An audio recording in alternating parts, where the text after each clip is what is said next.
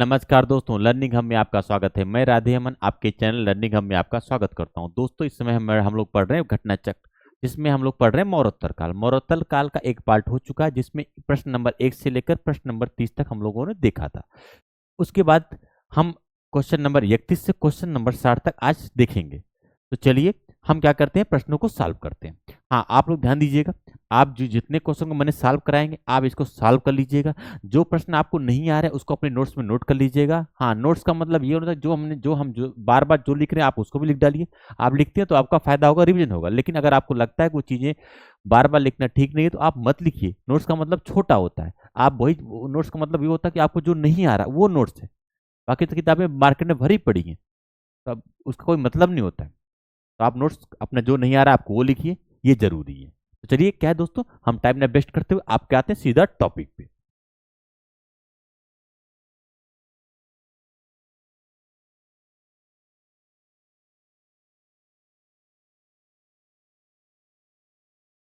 देखिए, पिछले लेक्चर में हमारा यहां तक हो गया था, क्वेश्चन नंबर 30 तक। 30 30 के बाद हम क्या है, क्वेश्चन नंबर 31 को सॉल्व करते हैं। देखिए, पहला प्रश्न है आपके सामने बोर्ड पे, जरा पढ़िए। इनमें से किस आयुर्वेदाचार्य ने तक्षशिला विश्वविद्यालय में शिक्षा प्राप्त की थी? ठीक है, तो इसका जो आंसर है वो चरक ने भी प्राप्त किया था और जीवक ने भी किया था। चरक की रचना आप लोग जानते हैं?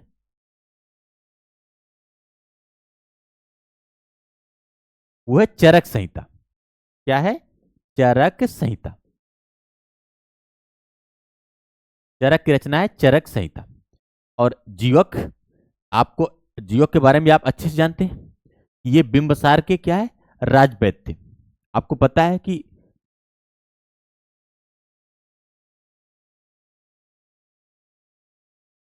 हर्यक वंश था और यहाँ का राजा बिंबसार था। यहाँ का राजा कौन था? बिंबसार था।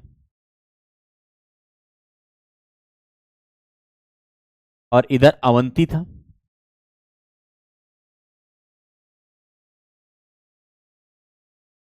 और यहाँ का राजा था चंद्र प्रदोत। कहीं कहीं चंड प्रदोत भी लिखा होगा। फिलहाल हम यहाँ की नाम की स्पेलिंग आपको नहीं बता रहे, आप बस इतना आपको टिक मारना है। चंद प्रदोत। चंद प्रदोत बीमार पड़ गया था। चंद प्रदोत क्या हुआ था भैया? बीमार पड़ा था। जब बीमार ये पड़ गया था तो बिंबिसार ने अपना एक राजवैद्य भेजा था, और जिसका नाम क्या था? जीवक। और जीवक ने क्या किया था? चंद्र प्रदोत का इलाज कर दिया था और चंद्र प्रदोत ठीक हो गया था। ठीक है, ये क्या हो गया था? ये ठीक हो गया था। और जिसके कारण अवंती का कुछ हिस्सा इसने क्या किया था? ये बिंबिसार को दे दिया था। यानी इन दोनों में अच्छे संबंध थे। ठीक है, इन दोनों में क्या थे? अच्छे संबंध थे। तो इसको भी आप ध्यान रखिएगा। ठीक है, तो बाकी क्या है, ये चरक और ये दोनों क्या है, तक्षशिला विश्वविद्यालय में इन्होंने शिक्षा ग्रहण की थी। बाकी अगर आप बात आती है तो तक्षशिला में और किसने ग्रहण किया, जिनको आप जानते हैं, तो चंद्रगुप्त मौर्य ने भी यही शिक्षा ग्रहण किए थे। चंद्रगुप्त मौर्य। ठीक है, चाणक्य का भी आपने नाम सुना है। हाँ, चाणक्य यहीं पास क्या थे? प्रोफेसर थे। और आपने आम्बिक कुमार का नाम सुना है, जिनकी आधीनता, आम्बिक कुमार का भी नाम सुना है, जिनकी आधीन जिसने सिकंदर की आधीनता स्वीकार कर लिया था। ठीक है, इन्होंने भी क्या है, यही थे, यही शिक्षा ग्रहण किए थे। ठीक है, इन सब का संबंध क्या है? यही से था। बाकी बहुत लोग का रहा होगा, लेकिन ये प्रमुख थे उसमें से, जिनका क्या है मुझे इतिहास में अध्ययन करना है। आगे देखते हैं को दोस्तों, क्वेश्चन नंबर 32। पुष्पमित्र शुंग द्वारा दो अश्वमेध यज्ञ किए जाने के बारे में जानकारी किस लेख में मिलती है? पिछले लेक्चर में कई बार हम चर्चा कर चुके हैं। पुष्पमित्र शुंग ने दो अश्वमेध यज्ञ कराए थे, जिसके पुरोहित पतंजलि थे। एक बार उसने डिमेट्रियस को हराया था, उसके उपलक्ष्य में किया था। दूसरी बात उसने मीनांडर को हराया था, उसके उपलक्ष्य में किया था। इसकी चर्चा हम पिछले लेक्चर में कर चुके हैं कई बार। लेकिन इसकी जानकारी किससे मिलती है? तो इसकी जानकारी मुझे अवध्या अभिलेख से मिलती है। ठीक है, बाकी आप सारनाथ को बारे में अच्छे से जानते हैं। यहाँ सिंह वाले 4 सिंह मिलता है। ठीक है, 4 सिंह। बेस्ट नगर आप जानते हैं, ये तो हेलियोडोरस का था। हेलियोडोरस का था ये। ठीक है, ये सुंग राजा के दरबार में आया था। और सुंग राजा कौन था? अभी सुंग राजा भागभद्र के दरबार में आया था।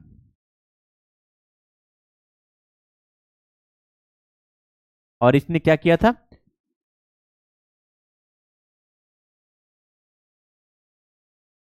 वैष्णव धर्म अपना लिया था। और गरुड़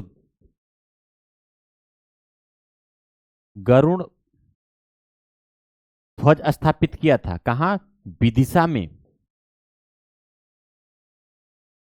यानी बेसनगर में। ठीक है, इस बात को भी आप बिल्कुल ध्यान रखिएगा।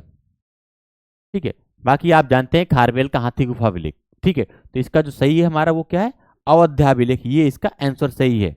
इसी में जानकारी मिलती है कि पुष्पमित्र सुंग ने 2 अश्वमेध यज्ञ कराए थे। ठीक है, आगे है, नेक्स्ट देखते हैं क्वेश्चन नंबर 32।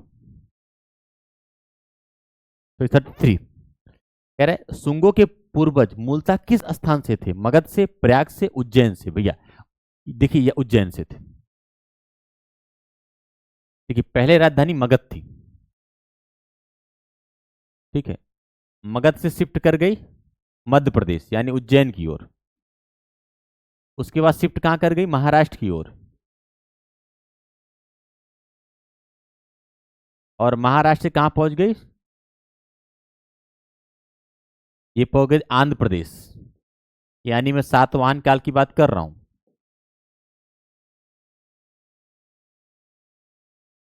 ठीक है, तो देखिए ऐसे शिफ्ट हुई थी, मगध से मध्य प्रदेश आई, मध्य प्रदेश से क्या हुई? महाराष्ट्र पहुंची थी। उसके बाद क्या है? आंध्र प्रदेश शिफ्ट कर गई थी। ठीक है, मैं शुरुआती जो वंशज थे, मौर्य, मौर्य, शुंग, कण्व, सातवाहन, इनकी चर्चा कर रहा हूं। ऐसे राजधानी बदली थी। तो फिलहाल जो शुंगों के पूर्वजों का जो मूल स्थान था उज्जैन, इसलिए क्या है, इनका मध्य प्रदेश से ज्यादा लगाव था। आगे देखते हैं भाई, क्वेश्चन नंबर 34 कह रहे शुंग वंश के बाद शुंग वंश के बाद किस वंश ने भारत पर राज किया था?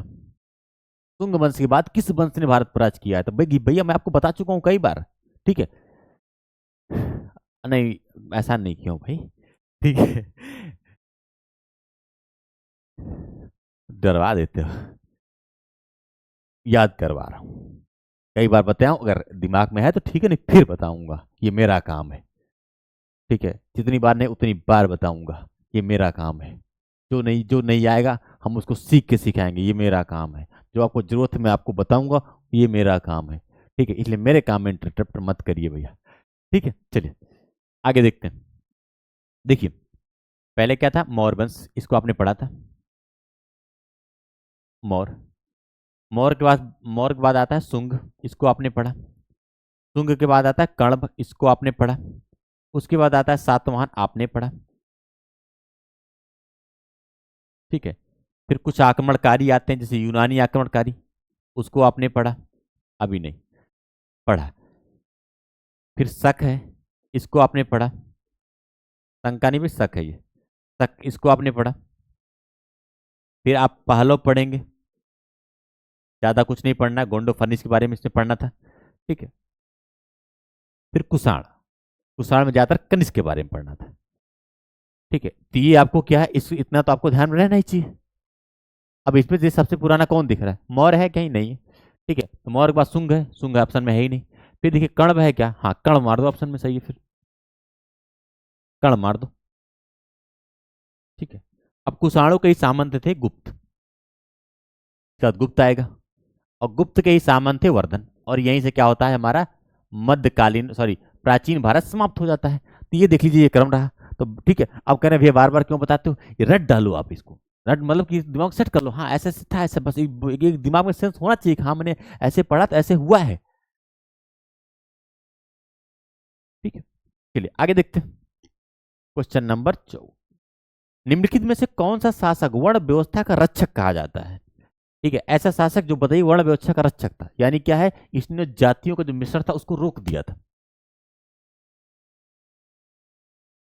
बताइए किसको कहते हैं वर्ण व्यवस्था का रक्षक?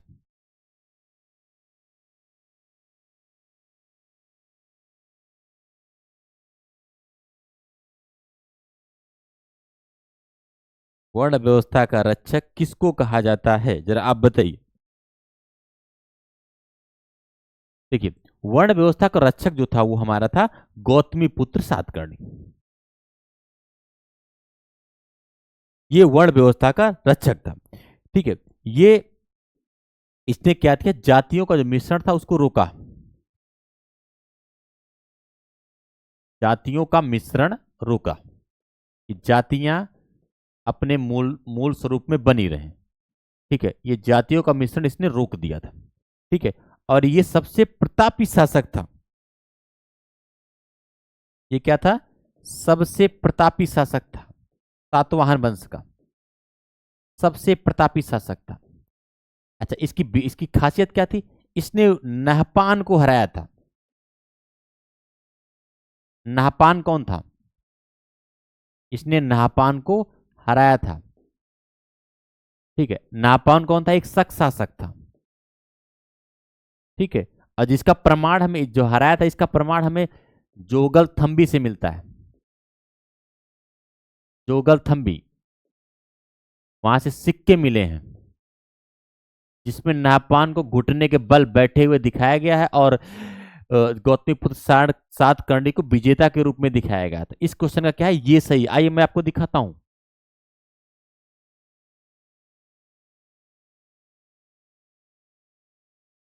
ठीक है,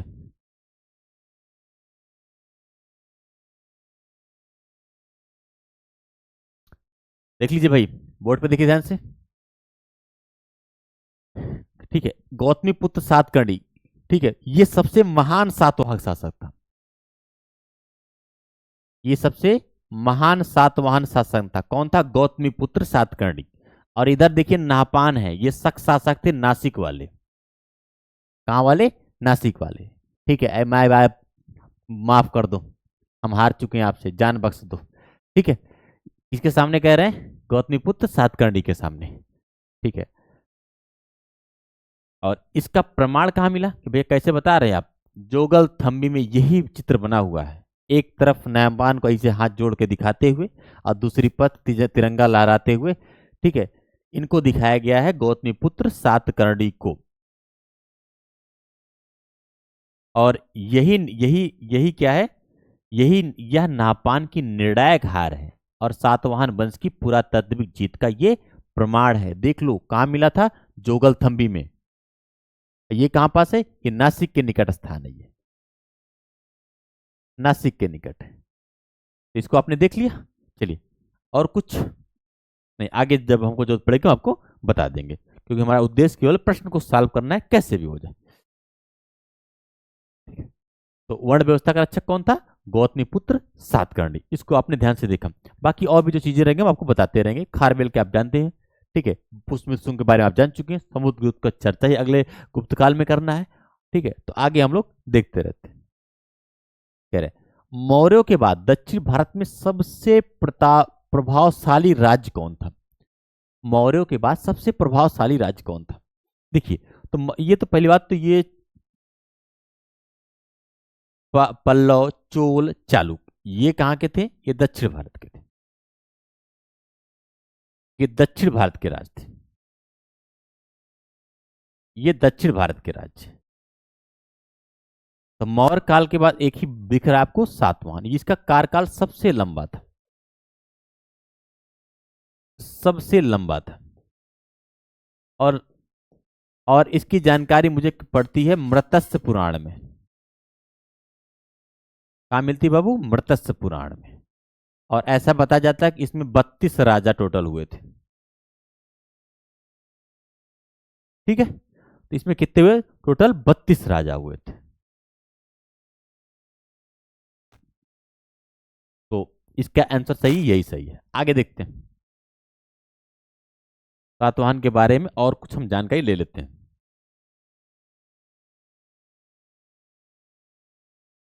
एक झटके में आप सातवाहन देख ही लीजिए।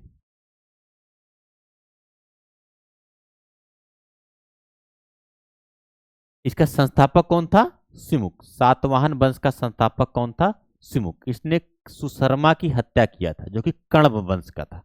कण्व वंश के का अंतिम शासक कौन था, सुशर्मा। कर्ण वंश का अंतिम शासक कौन था? सुशर्मा। इनकी हत्या सिमुक ने किया था, यानी सातवाहन वंश का जो संस्थापक था वो सिमुक था। और यह राजवंश भारतीय इतिहास में सबसे लंबे शासन जारी रखने के लिए जाना जाता है, इसको भी आप ध्यान रखिएगा। ठीक है, सिमुक ने क्या की थी? सुशर्मा की हत्या की थी और सत्ता बनाई थी। अब इनकी राजधानी थोड़ा ध्यान से देखिए। देखिए राजधानी बिल्कुल आप ध्यान से देख लीजिए, बोर्ड पे बिल्कुल बना हुआ है। देखिए शुरुआती राजधानी आपको पता है मगध थी, लेकिन सातवाहनों का संबंध उज्जैन था, तो यहां से यहां तक आई। उस सॉरी यहां से यहां तक आई। उसके बाद यहां से ट्रांसफर कर गई महाराष्ट्र, और महाराष्ट्र से ट्रांसफर कर गई गोदावरी की ओर। ठीक है, बाकी आप इनकी जो राजधानी थी प्रतिष्ठान या पैठन, इसको भी आप ध्यान रखिए, गोदावरी नदी के तट पर है, इसीलिए आंध्र सातवाहन भी इनको कहा जाता है, क्योंकि इलाका इनका बाद में ये हो गया था। ठीक है, आप देख लीजिए इनका विस्तार कहां से था? महाराष्ट्र और आंध्र प्रदेश में था। सातवाहन के बारे में और जानकारी देगी ताकि क्वेश्चन सॉल्व करने को थोड़ा मदद मिले। ठीक है, ये क्या करते थे? अपने नाम के साथ माता का नाम जोड़ते थे। जैसे गौतमी के पुत्र थे सातकर्णी, वशिष्ठ पुत्र पुल्लुमावी।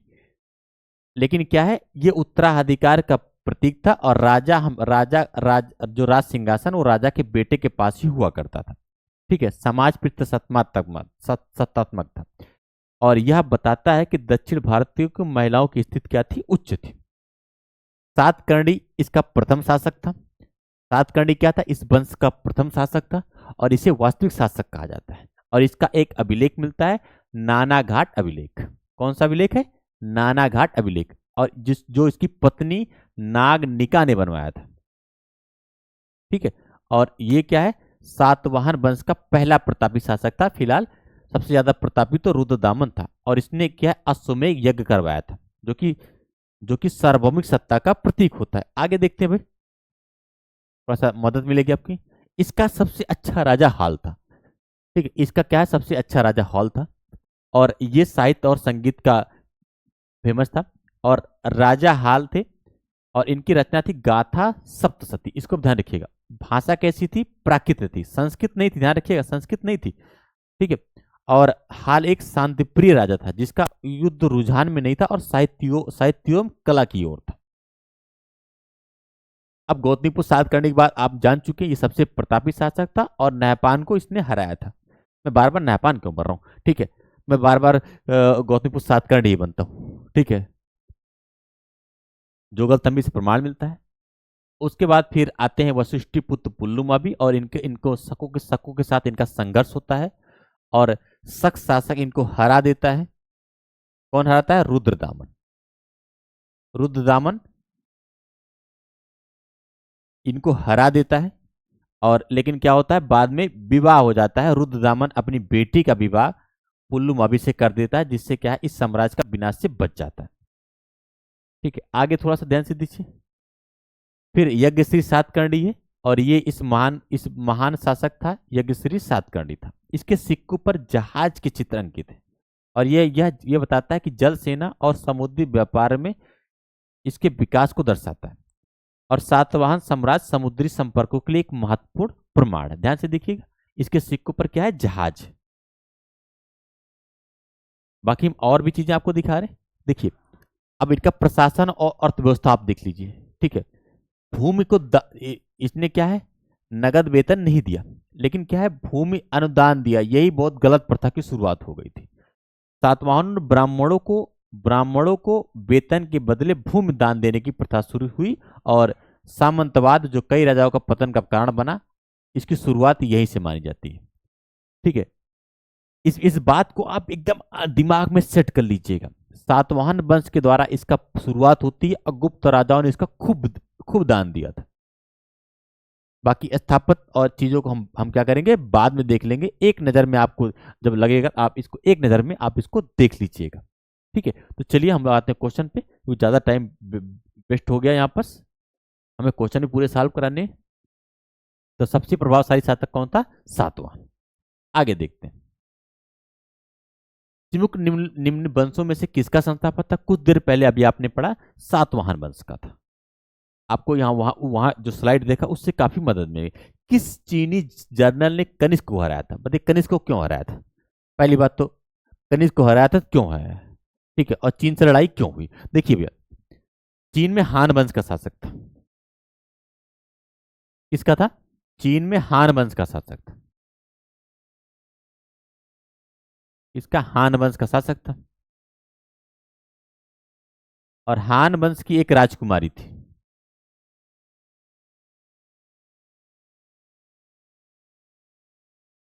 जिनसे जिनसे कनिष्क विवाह करना चाहता था। तो यहां सूचना भेजा कि भैया हम राजकुमारी से विवाह करना चाहते हैं। ठीक है। लेकिन इधर से मना हो जाता है। अब मना करने वाला था चीनी जनरल पान चाउ। कहा नहीं भैया ऐसा नहीं होगा। पान चाउ जब ये मना कर देता है, जब ये क्या करता है, ये मना कर देता है, तो कनिष्क आक्रमण कर देता है। कनिष्क क्या करता है?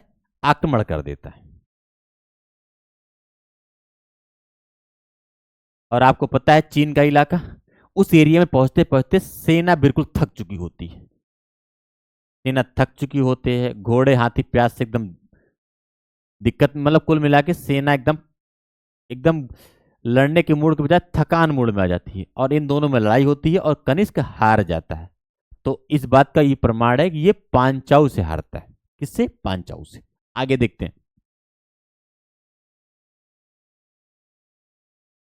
क्वेश्चन नंबर 39, जरा बताइए ध्यान से। निम्न में से किस वंश वंश के साम्राज्य की सीमाएं भारत के बाहर तक फैली थी? बताइए किसकी फैली थी भारत से बाहर? गुप्त वंश की? मौर्य वंश की तो थी भाई, क्योंकि चार तो खुद दहेज में लाया था चंद्रगुप्त मौर्य। काबुल, कांधार, हेरात और बलूचिस्तान, ये तो दहेज में ही लाया था। बलूचिस्तान ये तो दहेज में ले आया था। काबुल, कंधार, हेरात और ये तो दहेज में आया था। कुषाणों का भी शासन जो था, कुषाणों का जो शासन था ये भी क्या है, ये कुषाणों का जो शासन था ये मध्य एशिया, ये क्या था? मध्य एशिया, यानी देश के बाहर पहुंच ही गया। मध्य एशिया और साथ में ये उत्तर भारत पूरा था। उत्तर भारत, ये भी ध्यान से आप दीजिएगा। ठीक है, यहां पास इनका शासन था। इस प्रश्न का क्या है? दोनों सही है, मौर्य वंश भी और गुप्त वंश भी। आगे हम लोग देखते हैं। बाल विवाह की प्रथा आरंभ हुई थी किस काल में? मौर्य काल में, कुषाण काल में, गुप्त काल में, हर्षवर्धन काल में? किस में शुरू हुई जरा बताइए भाई। शुरुआत पूछ रहा है।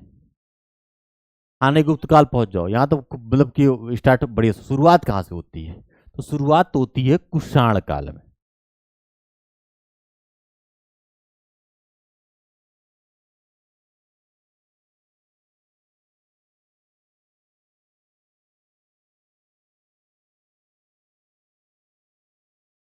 शुरुआत क्या है बाल विवाह की? अगर मैं शुरुआत की बात करता हूं तो शुरुआत होती है कुषाण काल में। इतने पर रखा करो। शुरुआत कहां से होती है? कुषाण काल से शुरुआत होती है। लेकिन क्या है, गुप्त काल में ये चरम पर आ जाती है। गुप्त काल में फिलहाल काफी चीजें दिक्कतें आ जाती हैं। जैसे गुप्त काल में आपको आपको पर्दा प्रथा दिखाई देगा, सती प्रथा दिखाई देगा, सती प्रथा दिखाई देगा, बाल विवाह दिखाई देगा।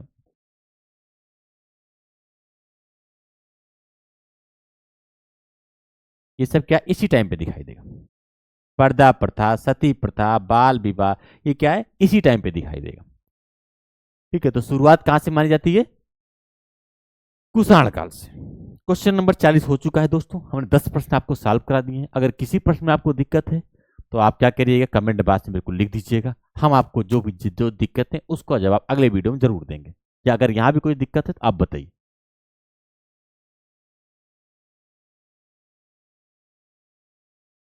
चलिए 40 प्रश्न हो चुके हैं। 40 के बाद क्वेश्चन नंबर 41 से आपको हम फिर देखते हैं। क्वेश्चन नंबर 41 क्या है, ध्यान से देखिए। कह रहा है निम्नलिखित में से किस स्थल से शासक मीनांडर के 16 सिक्के बरामद हुए हैं।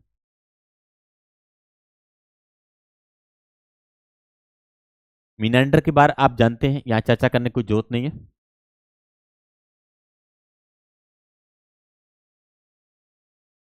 ये बैराट, बैराट यानी विराटनगर, विराटनगर। और आप ये जानते हैं ये जयपुर का इलाका है। और आपको ये भी पता है कि 16 महाजनपदों में एक ये भी था, मृतस। तो यहां से जब खुदाई हुई तो काफी सिक्का मिले, लेकिन मीनांडर के भी क्या है, यहाँ पास 16 सिक्के प्राप्त हुए। और मीनांडर के बारे में आपको एक बात और मैं जानकारी बता देना चाहता हूँ कि सोने का सिक्का सबसे पहले इसी ने जारी किया था, सोने का सिक्का। वो अलग बात है कि बाद में नियमित किसने जारी किया, किसने क्या किया, वो अलग की चर्चा है, लेकिन इसने क्या किया, सबसे पहले सोने का सिक्का इसने जारी किया था। और आपको पता है कि इसने बौद्ध धर्म अपना लिया था हारने के बाद, शुंग वंश के शासक थे, और इनको शिक्षा नागसेन ने दिया था।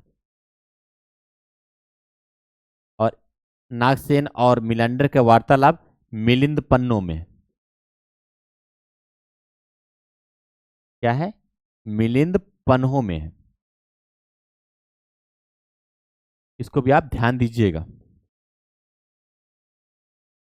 चलिए, तो इसका क्या है, यही सही है, ए सही है। आगे देखते हैं भाई।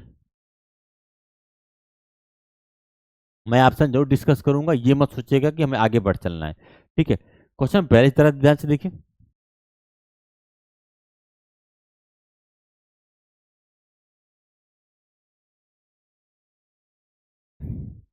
क्वेश्चन पहले देखिए ध्यान से। निम्नलिखित युग्म में से कौन सा एक सही सुमेलित है। अच्छा, हड़प्पा, हड़प्पा में कह रहा है कि चित्रित धूसर मृद भांड, नहीं भैया। अगर मैंने आपको हड़प्पा पढ़ाया था तो मैंने कहा था कि भैया यहाँ लाल रंग का था, किस रंग का, लाल रंग का मृद भांड था, और उसके ऊपर काले रंग की कलाकारी होती थी। तो ये तो पहला ही गलत हो गया, कलाकारी। चलिए, चित्रित चित्रित धूसर मृद भांड, ये तो मैंने आपको बिल्कुल बताया था, इस पे वैदिक काल का था, वैदिक काल का था, गेरुए रंग वाला। ठीक है। अब कुषाण में क्या है, गांधार कला से, बिल्कुल सही। कुषाण के टाइम पे गांधार कला शैली और मथुरा कला शैली, ये दोनों पनपी थी। तो यही सही है, बाकी ए भी गलत है। अजंता चित्रकारी मुगल काल संबंधित नहीं है, और पहाड़ी चित्रकारी मराठा संबंधित नहीं है, उत्तराखंड से रिलेटेड थी। तो क्या है, इसका क्या है, बी सही है। आगे देखते हैं। अब क्या, गान कला की गांधार शैली निम्न में से, निम्न समय में फूली फली, टाइम पूछ रहा है किस में। अभी अभी जस्ट पिछला ही प्रश्न था, तो मैंने आपको बताया था कि गांधार कला शैली और मथुरा कला शैली ये किसके टाइम पे थी, कुषाणों के टाइम पे थी। क्या थी, कुषाणों के टाइम पे थी।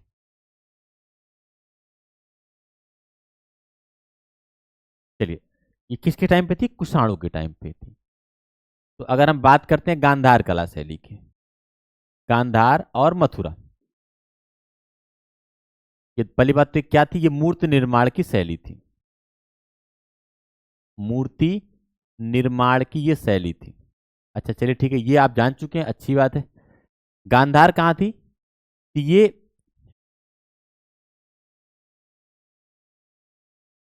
इस इलाके में थी, पश्चिम उत्तर में थी, यानी हम इसको कहते हैं पश्चिमोत्तर में थी ये। और मथुरा कला शैली कहाँ थी, ये हमारी थी उत्तर भारत में।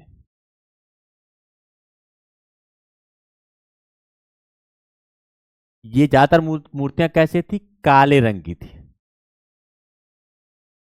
और यहां कैसी थी, लाल रंग की थी। अच्छा, किसकी मूर्ति ज्यादातर बनाई गई थी, तो यहां ज्यादातर महात्मा बुद्ध की मूर्तियां थी, महात्मा बुद्ध की थी। जिसने जिसने मूर्ति पूजा का विरोध किया था, उसकी सबसे ज्यादा मूर्तियां बनाई जाने लगी। चलिए आगे देखते हैं। फिलहाल गुप्तों के समय तो ये मंदिरों का चरम काल था। फिलहाल इसका था भैया मंदिरों का चरम उत्कर्ष काल था, मंदिरों का स्वर्ण काल था, साहित्य का स्वर्ण काल था। बाकी हम आगे देखेंगे किसका क्या स्वर्ण काल था। ठीक है, चलिए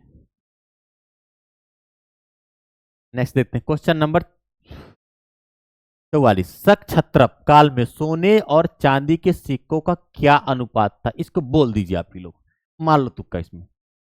1.20, 1.25, 1.35, जरा बताइए किस क्या था। छत्रप, अरे आगे ही लिखा हुआ है, शक राजाओं को ही छत्रप कहा जाता था। 1.35, बहुत सही, बहुत सही, वेरी गुड। 1.35, चलिए ये हो गया, बहुत सही। सोने और चांदी के सिक्के को जो अनुपात था, मिलाना है, इसको मिलाइए। निम्नलिखित में से कौन सही सुमेलित नहीं, अच्छा, कुषाण, कुषाणों ने स्वर्ण और तांबे के दोनों सिक्के चलाए, बिल्कुल सही। अगर तांबे के सिक्के चलाए तो कुजुल कटफिसस ने चलाए, कुजुल कडफिसस ने चलाए, कडफिसस, जैसे कुजुल याद रख लो। ठीक है, और सोने के सर्वप्रथम किसने चलाए थे, तो भीम ने। इस वंश में बात कर रहा हूं। बाकी अगर सबसे पहले तो यूनानी शासकों ने चलाए थे, यूनानी शासकों में बात करें तो सबसे पहले मिनांडर ने चलवाए थे। तो लेकिन शुद्ध सोने के सिक्के बात आती है तो कुषाणों ने चलाए थे, क्योंकि ये काफी मात्रा में रेशम मार्ग से टैक्स वसूलते थे, जिससे क्या है, इनके इनकी आर्थिक समृद्धि काफी बढ़ गई थी। और सोने की शुद्धता का यही बताता है कि इस सोने की शुद्धता अधिक हो रही थी, इसका मतलब इनकी आर्थिक स्थितियां बहुत अच्छी थी। ठीक है, तांबे का सिक्का कुषाण वंश के संस्थापक कुजुल कटफिसस ने चलाया था, ये भी सही। गुप्त काल में, हाँ गुप्त काल में स्वर्ण के सिक्के और रजत दोनों मिले हैं, बिल्कुल सही। सातवाहनी भी नहीं, गलत है ये, क्योंकि सातवाहन ने स्वर्ण सोने के सिक्के नहीं, इन्होंने क्या है, शीशे के सिक्के चलाए थे, शीशे के सिक्के, यानी इनकी आर्थिक स्थितियां उतनी अच्छी नहीं थी। आगे देखते हैं। ठीक है, ध्यान दीजिएगा, इस प्रश्न का जो आंसर सही है हमारा कौन सा है, वो है हमारा सी सही है।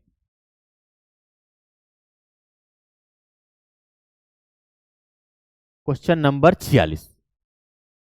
क्वेश्चन नंबर 46 ध्यान से देखिए और पढ़िए। एक तरफ दिया है सूची, दिया है, दूसरी तरफ सूची सेकंड दिया है।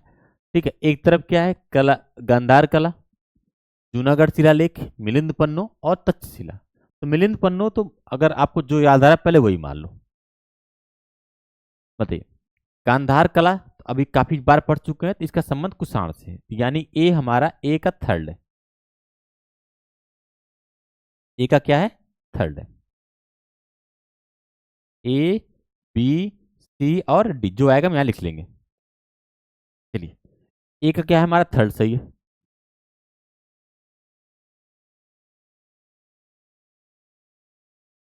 चलिए, गांधार कला का ये सीधा ए का थर्ड सही है। जूनागढ़ रुद्र दामन का जूनागढ़ अभिलेख, ये काफी फेमस है, यानी बी का फोर्थ सही है। बी का क्या सही है, फोर्थ सही है।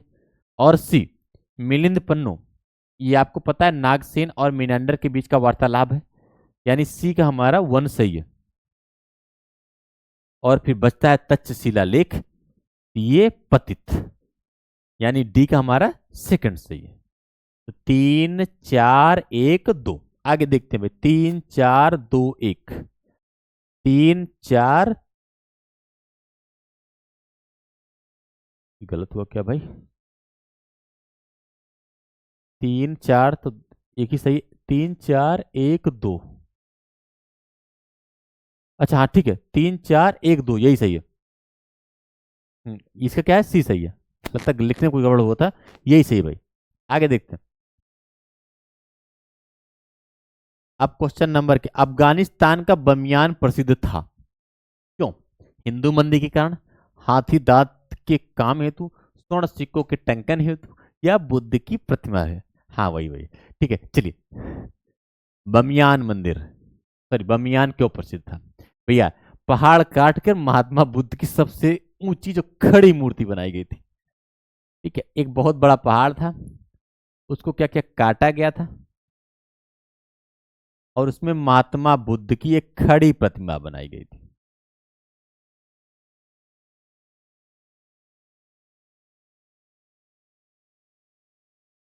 तो साल उड़ा दो।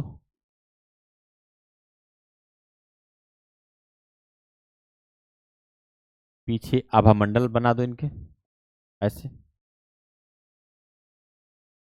ये आभा मंडल है पीछे इनके, बना दे। अच्छा, इनके बाल घुंघराले हैं, अब पीछे आभा मंडल है। ठीक है, फिलहाल जो बनी थी वैसी नहीं है।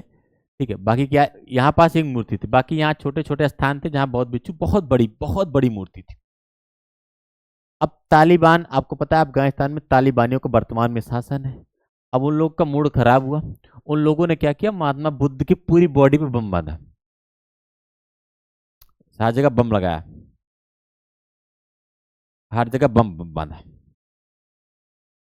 और आगे हर जगह कैमरा लगाया भैया, बुद्ध जी आइए, ध्यान से देखिए सभी लोग, पूरी दुनिया देखिए बुद्ध के साथ क्या होने जा रहा है, सबसे बड़ा कांड करने जा रहा हूं हम लोग। और पूरे शरीर पे बम लगाया और लाइव किया, पूरी दुनिया देख रही थी, लाइव किया और दबाया रिमोट, पूरी मूर्ति उड़ा दिया। ठीक है, तो ऐसे हैं तालिबानी आतंकी, जो ऐसा इलाका है जहां पास आज तक कोई जीत नहीं पाया, क्योंकि उनका लड़ने के अलावा कोई कुछ आता ही नहीं लोगों को, वो बहुत 5 साल से लड़ते हुए चले आए हैं। जिसको कहते हैं ना कि अपना कब्र खुदवाना वहां पहुंच जाए, वहां रूस भाग गया, वहां अमेरिका भाग गया। ठीक है, और वर्तमान में वहां तालिबानियों का शासन है, क्योंकि उनका काम ही लड़ना है। चलिए आगे देखिए, फिलहाल भारत सरकार से संबंध अच्छे हैं वर्तमान में, पाकिस्तान से बहुत खराब हो रहे हैं। चलिए, तो किसके लिए प्रसिद्ध था? बुद्ध की प्रतिमा के लिए। चलिए आगे देखते हैं। जो कला शैली भारतीय और यूनानी कला, ठीक है, उसमें भारत की कला है और प्लस यूनानी कला है का मिश्रण है, वो कौन सी है? गांधार कला है। ठीक है, दोनों का मिक्सचर है। इसमें सबसे ज्यादा मूर्ति बनाई गई थी बुद्ध की, और यहाँ क्या बनाई गई थी? अपोलो की। अपोलो वहां के देवता थे, यूनान के। भाई अगर कनिष्क कहीं से प्रभावित होगा तो कहीं से हुआ होगा, तो जो यूनान से प्रभावित हुआ था, तो वहां से क्या इन दोनों को मिक्सचर ले आया, इसमें बुद्ध की प्रतिमा बनी, इसमें अपोलो की बनती है, तो गांधार कली। तो इसका क्या है? सी सही है।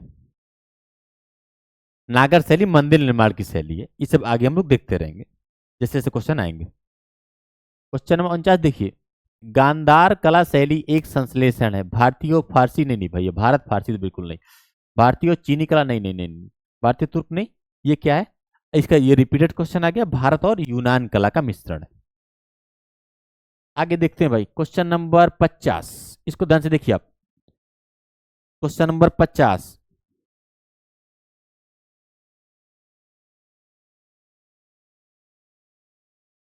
वही क्वेश्चन है सेम। गांधार कला शैली को इंडो यूनानी कला शैली भी कहते हैं। तो यहाँ ठीक है, आगे देखते हैं, बताने वाला क्वेश्चन अब आ रहा है। क्वेश्चन नंबर 51, निम्नलिखित में से किस मूर्ति कला में सदैव हरित हरित अस्तारित चट्टान का प्रयोग किया गया? ठीक है, अब देखिए, मैंने कहा था कनिष्क के टाइम पे एक आया गंधार, गंधार। अच्छा, दूसरी आई मथुरा कला से। ये मूर्ति निर्माण है और इसमें ज्यादातर महात्मा बुद्ध की प्रतिमाएं बनी हैं। इसकी भैया महात्मा बुद्ध की। अच्छा, इसको भी आप ध्यान दीजिएगा, किसकी बनी है? महात्मा बुद्ध की। अच्छा, गांधार क्या है? ये पाकिस्तान में है, अफगानिस्तान के इलाका यानी ये हम बात करते हैं उत्तर और पश्चिम में। तो उधर जो पत्थर मिलेंगे वो कैसे थे? हरित, हरित चट्टान। ये क्या हरी थी? हाँ, इसमें क्या है? हरापन था, और ये स्लेटी थी, हरापन और स्लेटी कलर का है। हरापन और क्या था? ये स्लेटी कलर का था। भाई स्वाभाविक है, जिधर जैसी जैसा पत्थर होगा उसी हिसाब से मूर्ति बनेगी। अब हम ही लोग यहाँ से कह दे भी आपके अपने यहाँ की, आपके यहाँ किस मिट्टी में खेती होगी? जिस मिट्टी में हमारे यहाँ दोमट मिट्टी में होती है तो हम लोग दोमट पाएंगे। गंगा जी में क्या है? गंगा जी में कहें हम कछारी मिट्टी है हमारे यहाँ। तो वो उधर क्या था? गांधार साइड में यही चट्टान थी, इसी को कहते थे शिष्ट। इसी को क्या बोलते थे हम लोग? उस उधर इलाके में शिष्ट बोला जाता है। और इसी से क्या है? गांधार कला की शैली का विकास होता है। अच्छा, और क्या खासियत थी? जो ये पत्थर था, यानी जो शिष्ट पत्थर था, जो शिष्ट पत्थर था, इसकी जो चट्टाने थी, जो इस पत्थर में परतें हुआ करती थी। ठीक है, मान लीजिए ये पत्थर है, इसमें आसानी से परतें टूट जाया करती, जिससे क्या है? मूर्ति बनाने में बड़ी आसानी हुआ करती थी। पता चला कि यहाँ से तोड़ दो, फिर यहाँ से तोड़ दो, ऐसे क्या है? परतें हुआ करती, इसलिए बनाने में आसानी हो जाती। अब बात करते हैं हमारे यहाँ कौन सी थी। हमारे यहाँ भी मथुरा, हमारे यहाँ लाल बलुआ पत्थर पाया जाता है, चुनार वाला। ठीक है, हमारे क्या? लाल बलुआ पत्थर। इसीलिए जो हमारे यहाँ की जो मूर्तियां बनी महात्मा बुद्ध की, वो लाल बलुआ पत्थर से बनी। जैसा संसाधन पाया जाएगा उसी हिसाब से काम होगा। ठीक है, तो चलिए, तो इसका जो सही होगा वो कैसे होगा? वो गांधार मूर्ति कला सही। दोस्तों, इस प्रकार से हमारे 51 प्रश्न हो चुके। अब क्वेश्चन नंबर 52 देखिए, आप लोग आंसर करिए। क्वेश्चन नंबर 52 आंसर करिए जल्दी से।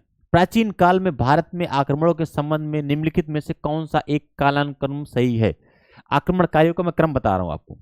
आप सीधा सीधा आई एस पी के याद रखिएगा। आई एस मतलब इंडो यूनानी, पहला यूनानी आक्रमण था। अच्छा, दूसरा शक आए, ये भी आक्रमणकारी आए। फिर पहलव आए, नाट पल्लव। ठीक है, उसके बाद फिर कुषाण आते हैं। तो जो क्रम में जरा ध्यान से देख लो। देखिए, पहलव कोई विशेष महत्व नहीं इनका, तो ध्यान दीजिएगा। तो यूनानी, शक और कुषाण, अगर जिस ऑप्शन में ये सही है वो इसको हम टिक मार देते हैं। यही सही है, ध्यान से देखिए, यूनानी, शक और कुषाण। सबसे पहले यूनानियों ने आक्रमण किया था, आप ध्यान से देखिए। अगर बात करें, अगर यूनानी आक्रमण में, तो सबसे पहले 326 ईसा पूर्व में सिकंदर ने आक्रमण किया था भाई। और अगर प्रथम आक्रमण की बात करें तो डेरियस ने किया था, डेरियस ने किया था सफल आक्रमण। ठीक है, तो इसकी बात अगर प्रथम आक्रमण की बात करें तो ये था, और यूनानियों में बात करें तो ये था सिकंदर।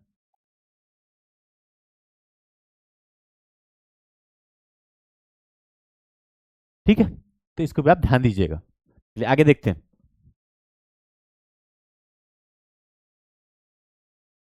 हाँ, पहला ईरानी शासक जिसने भारत के कुछ भागों को अपने अधीन किया था, जरा आप लोग बताइए भैया। साइरस,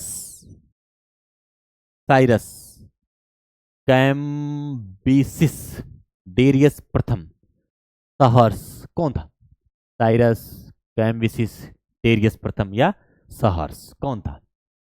देखिए भैया, अगर बात करते सबसे पहले आक्रमण की, तो भारत में हकबनी वंश का शासन था। नहीं, भारत में नहीं।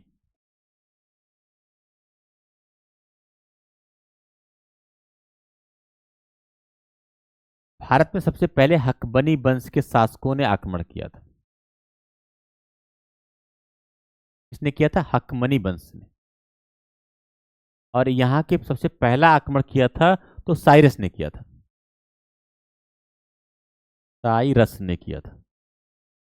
लेकिन साइरस क्या है, असफल आक्रमण करता है, ये कुछ कोई हिस्से को जीत नहीं पाता है। अच्छा, तो जीतता कौन है? आता है डेरियस प्रथम। डेरियस प्रथम ये आता है, डेरियस प्रथम आता है। और ये क्या करता है? कंबोज, पहला गांधार और दूसरा कंबोज, ये जीत लेता है।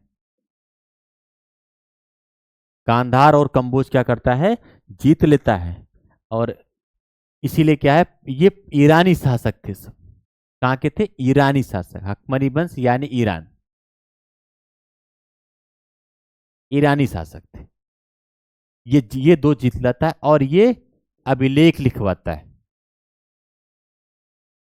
हाँ भैया हमने ये जीता। जैसे आजकल नेता लोग नहीं लिखवाते हैं, हमने ये सड़क बनवाई, हमने पूरा विज्ञापन देते हैं, बड़ी बड़ी होर्डिंगे, ठीक है। ये सब चीजें क्या कहते हैं, ये काफी चीजें जो नेता लोग करवाते हैं, ये सब चीजें ऐसे ऐसे होती रहती हैं, ठीक है। बड़ी बड़ी होर्डिंगे, काफी चीजें ये लोग क्या है करवाते रहते हैं, ठीक है। तो चलिए दोस्तों, और इसीलिए क्या अभिलेख का जनक इसी को कहा जाता है। अशोक तो कॉपी किया था इनकी, मतलब सीखा था इनसे, ठीक है। ये क्या है, अभिलेख का जनक कहा जाता है। चलिए आगे हम लोग देखते हैं क्वेश्चन नंबर 54। निम्न राजवंशों में सबसे पुराना राजवंश कौन है? देखिए ये दक्षिण भारत का है, इसको तो नहीं अभी हम करते हैं फिलहाल। फिलहाल कुछ थे जो समकालीन चल रहे थे इन लोग के, लेकिन अगर सबसे बात करते तो सातवाहन था। कौन था?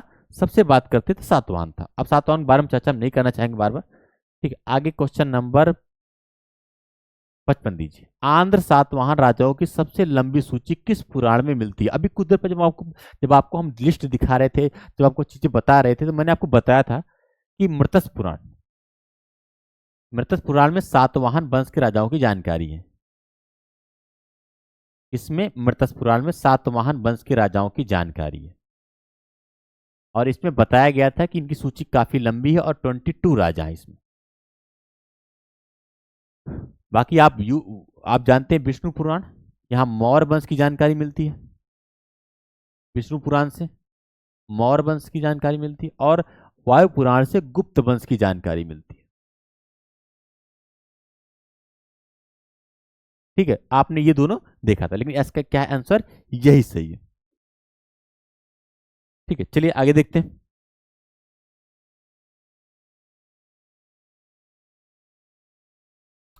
सातवाहन सातवाहनों की राजधानी कहाँ थी? ठीक है, तो मैंने कई बार बताया था अमरावती। अमरावती कहाँ है? आंध्र प्रदेश में है। और इनकी राजधानी क्या थी सातवाहनों की? प्रतिष्ठान, प्रतिष्ठान या पैठन। अब पैठन कहीं बोले, पैठण बोल दे, ठीक है, तो उच्चारण का दिक्कत होती है, यही सही है। आगे देखते हैं भाई, क्वेश्चन नंबर 57। फिर राजधानी पूछा है, तो कोई दिक्कत नहीं, ये प्रतिष्ठानी थी इनकी। सातवाहन राजधानी क्या थी? प्रतिष्ठान। आगे देखते हैं। निम्नलिखित में से किस शासकों शासकों में से किसके लिए एका ब्राह्मण प्रयुक्त हुआ है? एका ब्राह्मण किसके लिए प्रयुक्त हुआ है बताइए? पुष्प शुंग के लिए, जो शुंग वंश का फिलहाल भी ब्राह्मण था। खारवेल के लिए, गौतमी पुत्र सातकर्णी के लिए, गौतमी पुत्र सातकर्णी के लिए ही प्रयुक्त हुआ है, ठीक है। इनको आप जान चुके हैं। इन्हीं के लिए क्या है? एका ब्राह्मण, एका ब्राह्मण इन्हीं के लिए प्रयुक्त हुआ है। ब्राह्मण यानी अद्वितीय ब्राह्मण। क्या अजब अजब नाम बता रहे हैं? अद्वितीय का इसका मतलब क्या है? ठीक है, इनका इनका क्या मतलब है? इनका क्या है? इनका इसका मतलब क्या है? इसका मैं ब्राह्मणों का रक्षक। इसका इसका मतलब होता है ब्राह्मण धर्म का रक्षक। इसका मतलब यही है भैया कि ब्राह्मण धर्म का रक्षक, ब्राह्मण धर्म का रक्षक। बाकी गौतमी पुत्र सातकर्णी एक प्रतापी शासक था, आप जानते हैं। ब्राह्मण धर्म का रक्षक, इसको भी आप ध्यान दीजिएगा, ठीक है। गौतमीपुत्र सातकर्णी। खारवेल के बारे में आप जान चुके हैं काफी बार, इसलिए बताएं चाचा मतलब नहीं है। पुष्प विशुंग आप जानते हैं, दो समय याद रखिए इनका। हाथी गुफा विलेग इनका याद रखिए।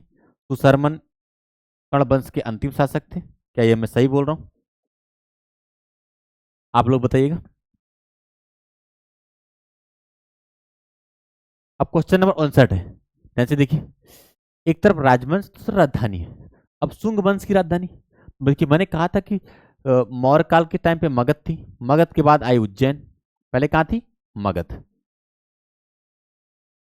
मगध से कहाँ गई? उज्जैन, यानी मध्य प्रदेश पहुंची थी। फिर कहाँ पहुंची? महाराष्ट्र। और धीरे धीरे क्या हुआ, सातवाहन के टाइम पे ये आंध्र प्रदेश की ओर शिफ्ट कर गए थे। तो कुछ ऐसा था मगध पे शासन करने वालों का क्रम। मगध, मगध, अभी भाग्य से, पहले क्या था? मगध, मध्य प्रदेश पहुंची, महाराष्ट्र पहुंची, फिर इधर की ओर शिफ्ट कर गए थे। ठीक है, तो चलिए शुंग वंश। तो शुंग वंश में आप मारिए पाटलिपुत्र, यानी ए का आईवी। ठीक है, ए का आईवी मैं यहां लिख देता हूं, फिर मिट ही जाता, कोई मतलब है नहीं। सातवाहन वंश की राजधानी कहाँ थी? अभी कुछ दिन पहले आप प्रतिष्ठान या पैठन। चंदेल राजाओं की राजधानी चंदेल महोबा, चंदेल महोजा। और कदम की कदम क्या है? बनवासी। अभी ये क्या हो गया समझ नहीं आया। आप इनके नाम याद रखिएगा। शुंग की पाटलिपुत्र, सातवाहन की पैठन या प्रतिष्ठान, कदम्ब की तो बनवासी, और चंदेल राजाओं की महात्मा, सॉरी महोबा। इसको आप ध्यान दीजिएगा। ठीक है दोस्तों, बिल्कुल राजधानी भी याद रहनी चाहिए, पूछा जा रहा है तो बताना पड़ेगा। अब एक का आईवी है, यानी एक का आईवी, एक का आईवी। बी का, बी का थर्ड है, बी का थर्ड है। अच्छा, सी का, सी का सेकंड है, सी का सेकंड है। और डी का फर्स्ट है, डी का फर्स्ट है। ठीक है, 4 3 2 1, जिसमें होगा उसी को मार देंगे। इसी में नहीं क्या भाई? 4 3 2 1 किसमें है भैया? जरा बताइए तो। 4 3 2 1, गड़बड़ हो रहा है क्या? तुंग की राजधानी, तुंग की आईवी, तो आईवी, चलो आईवी देखते हैं। तो ये दोनों तो गया फिलहाल, चलो ये दोनों चला गया। यानी हमको दो ही ऑप्शन ध्यान देते हैं। मैं इसको छोटा ही कर लूँ ताकि ऑप्शन भी दिख जाए आपको। चलिए, तो सुंग की मैं मारता हूँ फर्स्ट में आईवी, तो चलो आईवी इसमें भी है। सातवाहनों की राजधानी क्या थी? पैठन, तो यही ए सही है इसका।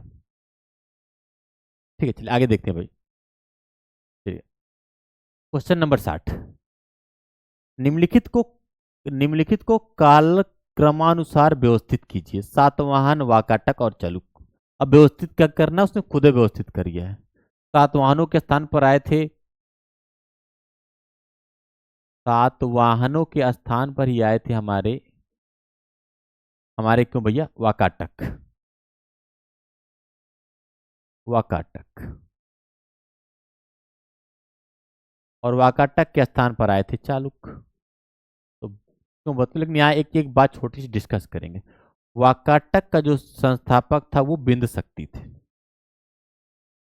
बिंद शक्ति, इसको आप ध्यान रखिएगा, इसको आप ध्यान रखिए। बिंद शक्ति का बेटा था प्रवरसेन,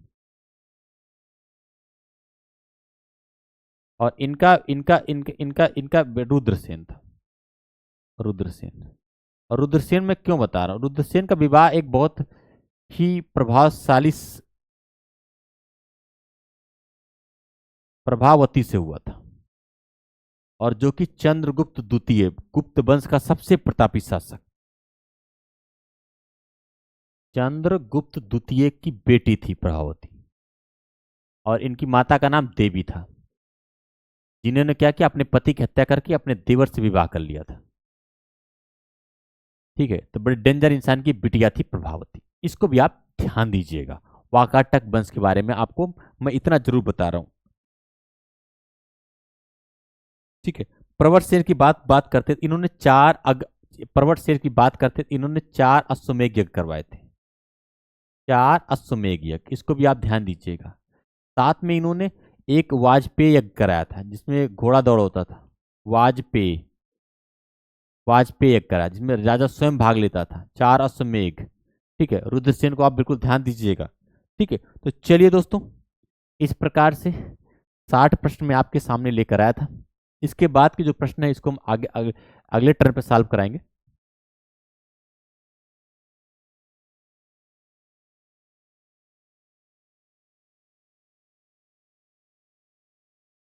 इसके बाद जो प्रश्न होगा हम क्या है अगले नेक्स्ट नेक्स्ट लेक्चर में करा देंगे।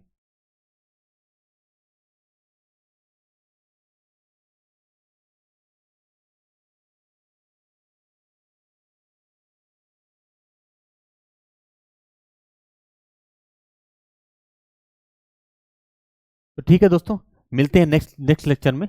तब तक के लिए हमें विदा दीजिए और हाँ, नोट्स बना लीजिएगा और मेरे चैनल को लाइक कीजिएगा, मेरे चैनल को सब्सक्राइब कीजिएगा, इसको थोड़ा आगे बढ़ाए मदद कीजिएगा, इसको शेयर करिए। ठीक है, हम आपसे थोड़ा सा यही मांगते हैं कि भैया आप क्या करिए, हमारे चैनल को लाइक कर दीजिए, सब्सक्राइब कर दीजिए। बाकी मैं आपके लिए लगातार मेहनत करता रहूंगा, एक एक क्वेश्चन सॉल्व कराऊंगा। ठीक है, जितना छाटने में टाइम लगता है उतना हम लगातार करा देंगे। हो सकता है रिपीट हो जाए, अच्छी बात है, दोबारा मुझे याद हो जाएगा। जो फ्रेश जो शुरुआत में पहली बार सॉल्व करें उनके लिए और आसानी हो जाएगी। बाद में हम क्या करेंगे, 1 शॉट लेकर आए, उसमें फिर उसमें वही कराएंगे जो क्वेश्चन सारा एक चैप्टर में एक जितना घटना चक्र निचोड़ सब उसमें शामिल कर देंगे। इससे क्या आपको मदद मिलेगी। लेकिन अभी क्या है, अब लगातार सॉल्व करिएगा। जो हमें हमें दिक्कतें आ रही बार बार छाटने में या टाइम वेस्ट हो रहा है बार बार टाइप करवाने में कि हाँ इसको हटा दो इसको कर दो, तो अब एक साथ आ जाएंगे। हम रिपीट आएगा तो हम बार बार कोई चीज़ और सॉल्व करा देंगे, पिछला अगला ले लेंगे या कोई एक टॉपिक विषय भर जो रिपीट आएगा उसमें डालते रहेंगे। जैसे मान लो मंदिर ले लिया, अगर कोई रिपीटेड क्वेश्चन तो कोई रिपीटेड क्वेश्चन आ गया तो उसमें क्या करें, मंदिर को डाल देंगे या 4 मंदिर पढ़ लो। अच्छा ये बार पिछली बार आएगा, इसको रिपीट हुआ इसमें 4 मंदिर पढ़ लो, अगला फिर रिपीट होगा इसमें 4 और पढ़ लो, इसमें 4 और रिपीट हुआ इसमें 4 और मंदिर पढ़ लो। ऐसे मैं करूंगा। उसके बाद अगर ये समाप्त होता है फिर उसके साथ हम साहित्य लीला करेंगे। ऐसे ऐसे का कुछ ना कुछ हम रिपीटेड क्वेश्चन डालते रहेंगे, तो आपको क्वेश्चन अब लगातार ही मिलेंगे। ठीक है, आपको ढूंढने में कोई दिक्कत नहीं। आप 2025 की बुक ले लीजिए, उसके साथ सॉल्व कर दे, कोई दिक्कत नहीं। तो ठीक है दोस्तों, मिलते हैं नेक्स्ट क्लास में। तब तक के लिए हमें विदा दीजिए। धन्यवाद।